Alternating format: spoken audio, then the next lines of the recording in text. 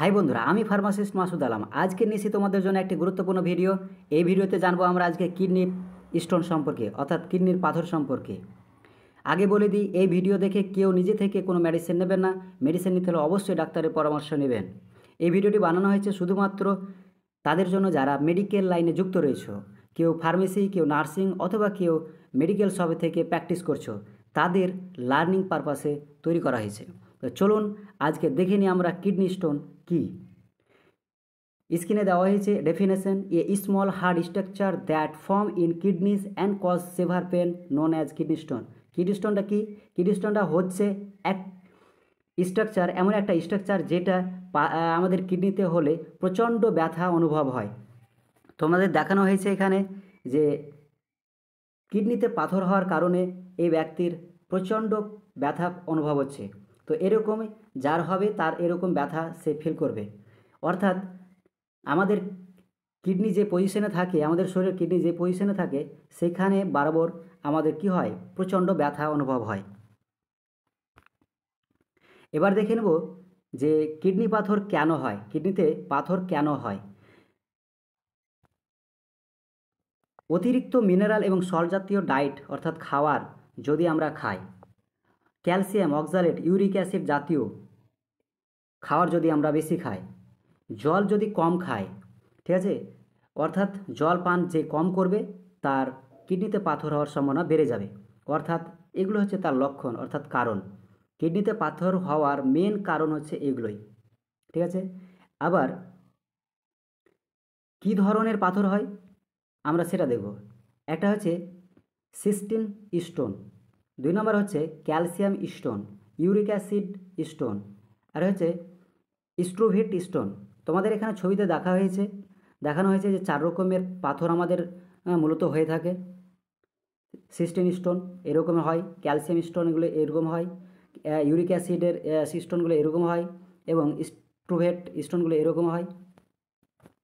আশা করি জায়গাটা বুঝতে পেরেছ। তো চলে যাই নেক্সট স্লাইডে। এবার দেখব আমরা সিমটম অর্থাৎ লক্ষণ। কোনো ব্যক্তিকে যদি কিডনিতে পাথর হয়, কোনো ব্যক্তির কিডনিতে পাথর হয়, তাহলে তার লক্ষণগুলি কী, অর্থাৎ সে আমাকে কি বলবে, প্যাশেন্ট এসে কী বলবে। 1 নম্বরে দেখে নাও অ্যাবডোমিনাল পেন। সে অবশ্যই বলবে যে তার কোমরে প্রচণ্ড ব্যথা হচ্ছে পিছন সাইড নিয়ে। 2 নম্বর কি, যে পেশাব করার সময় প্রচণ্ড ব্যথা হয়। 3 নম্বর বার্নিং সেন্সেশন ইন ইউরিন, অর্থাৎ পেশাবের দ্বারে প্রচণ্ড জ্বালা করছে। এছাড়াও দেখা যাবে যে তার ইউরিনের যে কালার, পেশাবের যে কালার সেটা চেঞ্জ হয়ে গেছে। কেমন হবে? ডার্ক। এই যে ছবিতে দেখানো হয়েছে তোমাদের, দেখতে পাচ্ছ ডার্ক, এটা হচ্ছে নর্মাল ইউরিনের কালার, ঠিক আছে, ইয়েলো কালার থাকবে। এখানে দেখানো হয়েছে যে কি পরিমাণে ব্যথা হবে অনুভব হয়। এই সমস্ত সিমটম যদি আমরা দেখতে পাই, লক্ষণ দেখতে পাই, তাহলে সে ব্যক্তিকে ডায়াগনোসিস কী করাবো, ঠিক আছে। ডায়াগনোসিসে 1 নম্বরে আসে ইউএসজি অর্থাৎ আলট্রাসোনোগ্রাফি। অবশ্যই এটা করাতে হবে, তাহলে আমরা কনফার্ম হব যে তার কিডনিতে কি পরিমাণ এবং কত বড় এবং আছে কি না সেটা কনফার্ম হওয়ার জন্য ইউএসজি করাতে হয়, ঠিক আছে। 2 নম্বর অ্যাবডোমিনাল এক্স রে করানো হয়। অ্যাবডোমিনাল এক্স রের মাধ্যমে আমাদের কিডনিতে কিডনির পজিশন এবং কিডনির সাইজ, শেপ এবং তার যে স্টোন আছে কিনা সেটাও জানা যায়। তারপরে ইউরিন টেস্ট, ব্লাড টেস্ট, এই সমস্ত ডায়াগনোসিস করানো হয়, ঠিক আছে। এগুলো করাতে পারো তোমরা। অবশ্যই জায়গাটা বুঝতে পেরেছো। তো চলে যাই নেক্সট স্লাইডে। এবার দেখে নেব যে ট্রিটমেন্ট।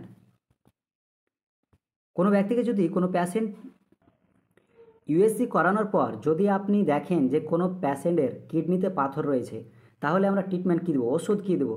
তো তোমরা দেখতে পাচ্ছ যে এখানে আয়ুর্বেদিক মেডিসিন নেওয়া হয়েছে। আমরা জানি নেরি সিরাপ ও ট্যাবলেট বাজারে অ্যাভেলেবেল পাওয়া যায়, প্রচণ্ড ভালো কাজ করে কিডনির জন্য। প্যাশেন্টকে দিতে হবে 10 ml করে দিনে 2 বার 1 গ্লাস জলে খাওয়ার পর। অথবা সিস্টোন ট্যাবলেট, তোমরা দেখতে পাচ্ছ এখানে ছবিতে যে 1টি করে ট্যাবলেট দিনে 2 বার খাওয়ার পরে। সিস্টোন ট্যাবলেটও পাওয়া যায়, সিরাপও পাওয়া যায়। এছাড়াও সিটালেচ নামে আসে, সিটালেচ আয়ুর্বেদিক, এটাও 1টি করে ট্যাবলেট দিনে 2 বার খাওয়ার পরে। এছাড়াও রেনালকা সিরাপ পাওয়া যায়, সেটা 10 ml করে 1 গ্লাস জলে দিনে 2 বার। আশা করি তোমরা এখানে ডোজ এবং বুঝে গেছো জিনিসটি যে কীভাবে দেবো। এবার চলে আসি অ্যালোপ্যাথিক মেডিসিন কিছু পাওয়া যায় যেটা আমাদের খুব হেল্পফুল করে যে কিডনির পাথরকে নামিয়ে দিতে। একটা হচ্ছে আলফা ব্লকার ট্যামসোলোসিন হাইড্রোক্লোরাইড। 2 নম্বর হচ্ছে অ্যালকাসোল সিরাপ, যেটা পাথরকে বড়ো হতে বাধা দেয়।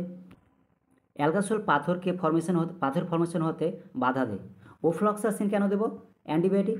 ওফ্লক্সাসিন এই জন্য দেবো যে পেশাবে ইনফেকশন হয়ে যেতে পারে, যার কারণে তো জ্বালা যন্ত্রণা করে, যার কারণে ওফ্লক্সাসিন দিলে সেটা খুব ভালো কাজ করে সেই সেন্সেশনটাকে কম করে দিতে।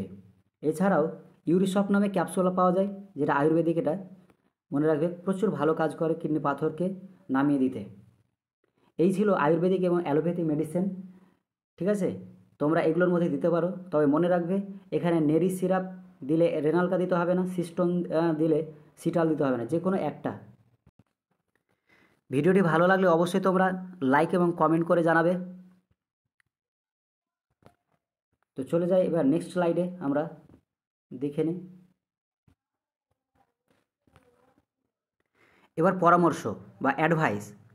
কোনো ব্যক্তির অর্থাৎ প্যাশেন্টের যদি স্টোন থাকে, কিডনিতে পাথর থাকে, তাহলে তাকে কি অ্যাডভাইস দেবো, পরামর্শ দিতে হবে।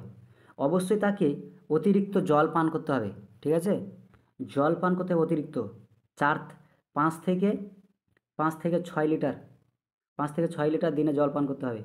ঠিক আছে, সেই খাবার খেতে হবে যাতে মিনারেল অ্যান্ড সল্ট জাতীয় কম খাবার খেতে হবে, মিনারেল এবং সল্ট জাতীয় খাবারগুলো কম খেতে হবে।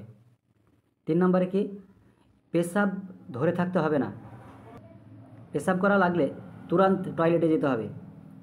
এছাড়াও বডি ওয়েট, অর্থাৎ যদি কোনো ব্যক্তির ওজন বেশি থাকে তাহলে তাকে ওজন ঘটাতে হবে। এই ছিল তার পরামর্শ। তো ভিডিওটি ভালো লাগলে অবশ্যই তোমরা লাইক করবে এবং শেয়ার করে দেবে। Thank you.